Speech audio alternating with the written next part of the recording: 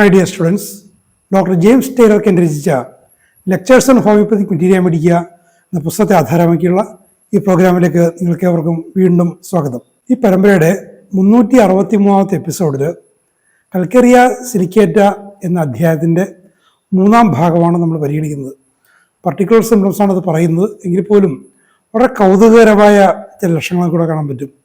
മുടിയെ സംബന്ധിച്ച് മുടി ഇങ്ങനെ ബ്രഷിൻ്റെ നാരുകൾ പോലെ നിൽക്കുന്ന, ബലവത്തോട് നിൽക്കുന്നൊരവസ്ഥ. കാഴ്ച ഗ്ലാസ് വെച്ചാലും വേണ്ട രീതിയിൽ കാണാൻ കഴിയാത്ത അവസ്ഥ. മുക്കിലെയും മറ്റുമൊക്കെ അസ്ഥികൾ ദ്രവിച്ചു പോയിട്ട് അതിങ്ങനെ പതിഞ്ഞു പോകുന്നൊരവസ്ഥ. അങ്ങനെയുള്ള പർട്ടിക്കുലർ സിംപ്റ്റംസ് ആണെങ്കിലും പ്രധാനപ്പെട്ട ലക്ഷണങ്ങളാണ് ഈ ഭാഗത്ത് വരുന്നത്. നമുക്ക് പരിശോധിക്കാം. Coldness of the head, especially of occiput and on vertex, congestion of the head at night and when coughing, constriction of the forehead, eruptions on the scalp, crust, eczema, pustules.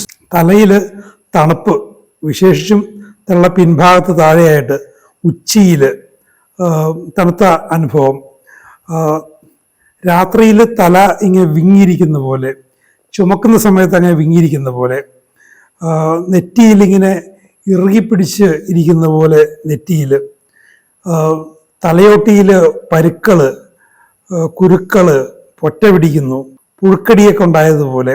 The head inclines to fall forward, മുന്നോട്ട് തല മുന്നോട്ട് വീഴാൻ പോകുന്ന പോലെ. Marked sensation of fullness in the head, തല ഇങ്ങനെ വല്ലാതെ നിറഞ്ഞ് വിങ്ങിയിരിക്കുന്നത് പോലെ. There is bristling of the hair, മുടി ഇങ്ങനെ മുള്ളുപോലെ, ബ്രഷിൻ്റെയൊക്കെ പെയിൻറ്റിങ് ബ്രഷിൻ്റെയൊക്കെ നാര് പോലെ ഇരിക്കുന്നു. The hair falls out, മുടി കൊഴിഞ്ഞു പോവുകയും ചെയ്യുന്നു. Heat in the whole head, worse in forehead in the evening, തലയിൽ മൊത്തത്തിൽ ചൂട്, നെറ്റിയിൽ കൂടുതൽ ചൂട്, സായാഹ്നത്തിൽ അത് വർദ്ധിക്കുന്നു. Heaviness in the head in the morning, heaviness in forehead, തലയ്ക്ക് ഭാരം പ്രഭാതത്തിൽ, നെറ്റിയിൽ ആ ഭാരം കൂടുതൽ അനുഭവപ്പെടുന്നു. ഹൈഡ്രോസെഫാലസ്, തല വലുതാകുന്ന അവസ്ഥ. ഇറ്റാലിക്സിലാണ്. ഹോമിയോപ്പതിക്ക് വളരെ വലിയ പ്രയോഗസാധ്യതയുള്ളൊരു രംഗമാണിത്. ഇത്തരം കുട്ടികളുണ്ടായ അമ്മമാർക്ക് അടുത്ത ഗർഭകാലത്ത് നമ്മൾ അവരെ ട്രീറ്റ് ചെയ്തുകൊണ്ട് ആരോഗ്യമുള്ള കുട്ടിയെ ഉണ്ടാക്കാനുള്ള സാഹചര്യം ഒരുക്കാൻ പറ്റും. ഇച്ചിങ് സ്കാൽപ്പ്, ഇച്ചിങ് ഓക്സിപ്യൂട്ട്, തലയിൽ കണ്ട എല്ലാ ഭാഗത്തും ചൊറിച്ചിലും ഒക്കെ ഉണ്ട്. Sensation as if the brain was in motion, തലയോട്ടിക്കുള്ളിൽ തലച്ചോറിങ്ങനെ സഞ്ചരിച്ചു കൊണ്ടിരിക്കുകയാണ്, തലച്ചോറിലൊരു സഞ്ചാരം. The head pains are severe in all parts of the head. ഈ തലവേദന, എല്ലാ തരത്തിലും തലവേദനയുണ്ട്, നിരവധി തരത്തിൽ തലവേദന വരുന്നുണ്ട്. തലവേദനയുടെ എല്ലാത്തരം വകഭേദങ്ങളെയും കൽക്കേറിയ സിലിക്കേറ്റ കവർ ചെയ്യുന്നുണ്ട്. വേഴ്സ് മോർണിംഗ്, പ്രഭാതത്തിൽ വർദ്ധിക്കുന്നു. But felt also afternoon and evening, എങ്കിലും ഉച്ചകഴിഞ്ഞും സന്ധ്യയ്ക്കും ഉണ്ടാകാം. ലാസ്റ്റിംഗ് ഓൾ നൈറ്റ്, രാത്രി മുഴുവൻ ഇങ്ങനെ നീണ്ടു നിൽക്കും. Worse from cold air and a draft, cold air ഇറ്റാലിക്സിലും ഡ്രാഫ്റ്റ് ക്യാപിറ്റൽസിലുമാണ്. തണുത്ത വായു കൊണ്ട്, കാറ്റ് കൊണ്ട് വല്ലാതെ വർദ്ധിക്കുന്നു. അസെൻഡിങ് സ്റ്റെപ്സ്, പടവുകൾ കയറുമ്പോൾ വർദ്ധിക്കുന്നു. Binding up the hair in woman, സ്ത്രീകൾ മുടി കെട്ടി വെക്കുമ്പോൾ തലവേദന വർദ്ധിക്കുന്നു. തലവേദന കൊണ്ട് മുടികെട്ടാൻ പറ്റാത്ത സ്ത്രീകൾ, ഞാൻ മറ്റൊരു വർഷത്തിൽ പറഞ്ഞിട്ടുണ്ടോയെന്നറിയില്ല, അങ്ങനത്തെ ഒരു സ്ത്രീയുടെ കേസ്. അതിൻ്റെ ഒരു അക്യൂട്ട് കണ്ടീഷനിൽ ബെൽഡോണയുടെ ലക്ഷണങ്ങൾ കാണിച്ചു, ബെൽഡോണ കൊണ്ട് മാറി. പിന്നീട് അത് സ്വാഭാവികമായിട്ടും കൽക്കേറിയ ഒരു ഡോസ് കൊടുത്തതോടുകൂടി അവരുടെ ആ പ്രശ്നം മാറിപ്പോയി. അങ്ങനെ ഒരുപാട് ഔഷധങ്ങൾ അങ്ങനെ വരുന്നുണ്ട്. കൽക്കേറിയ സിലിക്കേറ്റയും അങ്ങനെ കാണിക്കുന്നുണ്ട്. ആഫ്റ്റർ കൊയിഷൻ, ലൈംഗിക വീഴ്ചയ്ക്ക് ശേഷം തലവേദന. Becoming cold, from taking cold, from cold, damp weather, അപ്പോൾ എല്ലാത്തരം തണുപ്പിടിക്കലും പ്രശ്നമാണ്. With coryza, after eating, also worse from becoming over heated, ആഹാരം കഴിച്ച ശേഷം വർധനവ് കൊണ്ട്, വല്ലാതെ ചൂടാകുമ്പോഴുണ്ട്, ജലദോഷത്തോടൊപ്പം ഉണ്ട്.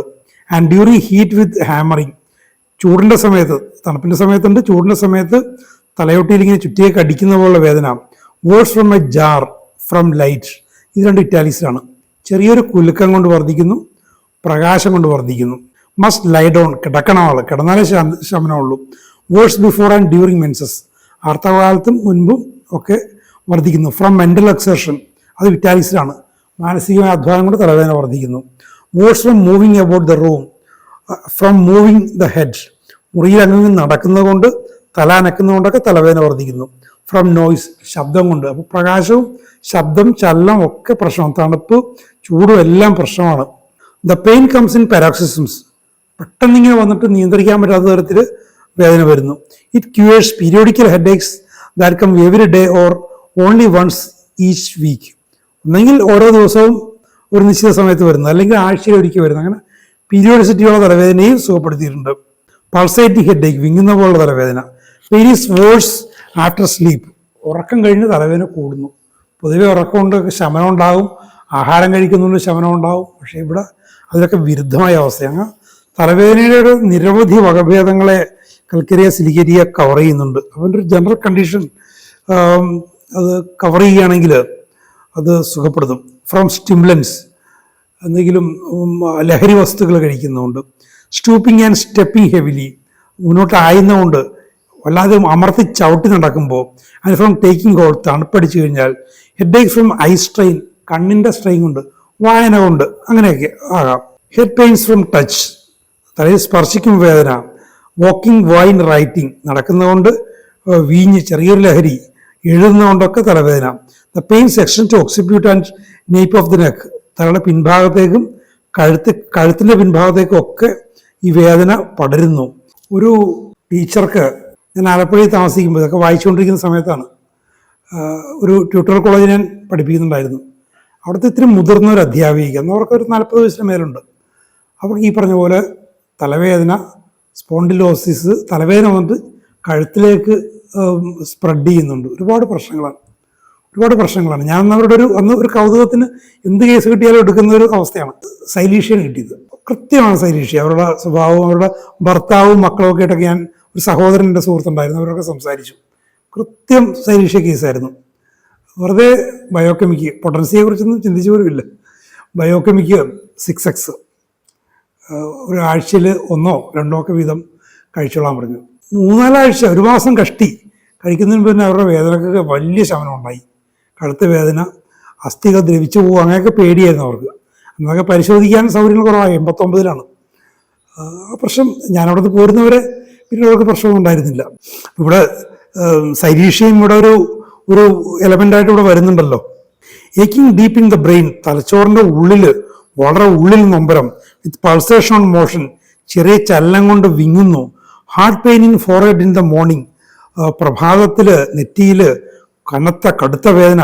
സ്റ്റഡി ഡൾ ഹെവി പെയിൻ, ഒരു വല്ലാത്ത ഭാരം, തലയ്ക്ക് ഭാരവും നൊമ്പരമൊക്കെ തോന്നുന്ന ഒരു വേദന, അതിങ്ങനെ സുസ്ഥിരമായിട്ട് നിൽക്കുകയാണ്. Better after eating and occupation, അത്തരം വേദന ആഹാരം കഴിക്കുന്നതുകൊണ്ട് ശമിക്കുന്നുണ്ട്. എന്തെങ്കിലും ചെയ്യുന്നതുകൊണ്ട്, എന്തെങ്കിലും കാര്യങ്ങൾ ഏർപ്പെടുന്നതുകൊണ്ട് ഈ ഒരു ഭാരം തോന്നുന്ന, ഒരു സുസ്ഥിരമായിട്ട് നിൽക്കുന്ന അത്തരം തലവേദനയ്ക്ക് ശമനമുണ്ട്. അപ്പോൾ അതിൻ്റെ മൊഡാലിറ്റികളിൽ വ്യത്യാസം വരുന്നുണ്ട്. അങ്ങനെ വേഴ്സ് ഫ്രം മെൻ്റൽ എക്സർഷൻ, ഇതേ തലവേദന മാനസികാധ്വാനം കൊണ്ട് വർദ്ധിക്കും, മോഷൻ, ചലനം കൊണ്ട് വർദ്ധിക്കും. ആൻഡ് വാക്കിംഗ് ആൻഡ് റൈറ്റിംഗ്, നടക്കുന്നതുകൊണ്ട് എഴുതുന്നതുകൊണ്ട് ഒക്കെ വർദ്ധിക്കും. ബെറ്റർ ഫ്രം പെർഫെക്റ്റ് റെസ്റ്റ്, ശരിക്കും അനങ്ങാതിരുന്നു കഴിഞ്ഞാൽ അതിന് ശമനം കിട്ടും. വീണ്ടും തലവേദനയെക്കുറിച്ചുള്ള ധാരാളം വിവരണങ്ങൾക്ക് എൻ്റെ പറയുന്നുണ്ട്. അപ്പോൾ അതാണ് നമ്മൾ തലവേദനയുടെ എല്ലാത്തരം അവസ്ഥകളെയും ഇത് കവർ ചെയ്യുന്നുണ്ട്. ഇനി കണ്ണുകളെക്കുറിച്ച്. ദ ഐലിഡ്സ് ആർ അഗ്ലൂട്ടിനേറ്റഡ് വിത്ത് പസ്, കണ്ണിൽ പഴുപ്പ്, കഫം ഒക്കെ വന്നിട്ട് രാവിലെയൊക്കെ എഴുന്നേൽക്കുമ്പോൾ, അല്ല ഉറങ്ങി എഴുന്നേൽക്കുമ്പോൾ കൺപോളകളൊക്കെ ഇങ്ങനെ ഒട്ടിപ്പിടിച്ചിരിക്കും. ഇറ്റ് ഹാസ് ക്യൂർഡ് കാറ്ററാക്ട്, ഉണ്ടോ? തിമിരത്തിന് സുഖപ്പെടുത്തിയിട്ടുണ്ട്. തിമിരം എന്ന് പറയുമ്പോൾ ശസ്ത്രക്രിയ മാത്രമല്ല അതിന് പരിഹാരം, ഒന്ന് ഓർക്കുക. Discharge from the eye of thick greenish yellow mucus and pus, പച്ച കളർന്ന മഞ്ഞ നിറത്തിലുള്ള പഴുപ്പും കഫവും ഒക്കെ കണ്ണിൽ നിന്ന് വരുന്നുണ്ട്. ഹെവിനെസ് ഓഫ് ദ ലിഡ്സ്, കൺപോളകളിൽ ഭാരം. Inflammation of the conjunctiva with thick discharges, കഞ്ചക്റ്റീവയിൽ വീക്കം, കട്ടിയുള്ള സ്രവങ്ങളും വരുന്നുണ്ട്.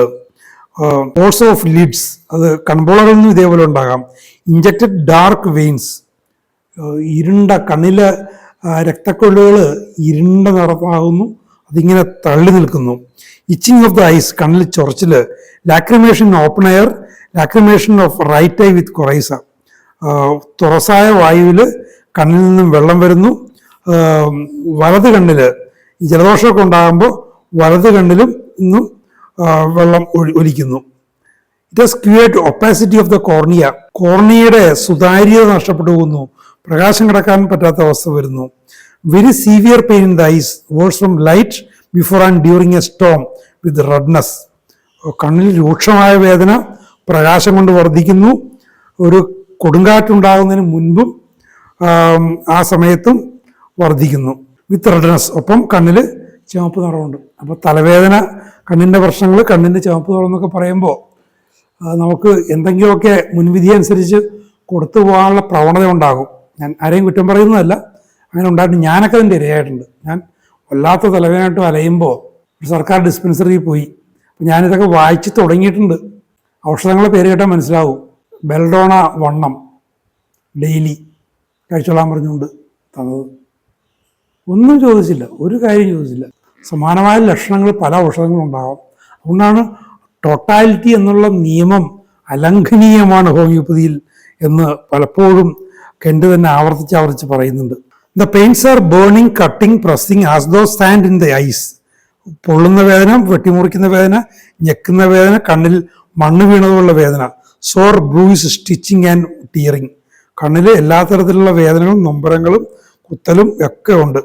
Paralysis of the optic nerve, ഇത് നമ്മൾ പല ഔഷധങ്ങളും കണ്ടതാണ്.